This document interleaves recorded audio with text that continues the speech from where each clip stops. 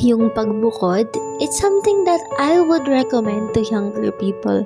Single ka man or with family, it turns out as one of the best thing that you could do. Bakit? Kasi matututo kang magtipid.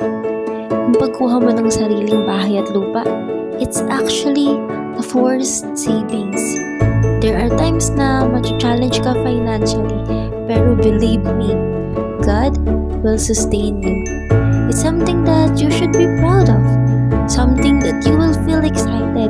Kasi finally, if you have your own house, you have your own space, you'll discover more about yourself, your capabilities, and your dreams. And one thing amazing about this journey, mas mapapalapit ka sa pamilya mo, sa parents mo, kasi mas may intindihan mo na sila. And kung gusto mo nang magsimula ng same unit katulad nito, message mo lang kami and tutulungan ka namin masimulan ang pangarap mong bahay at lupa this 2025.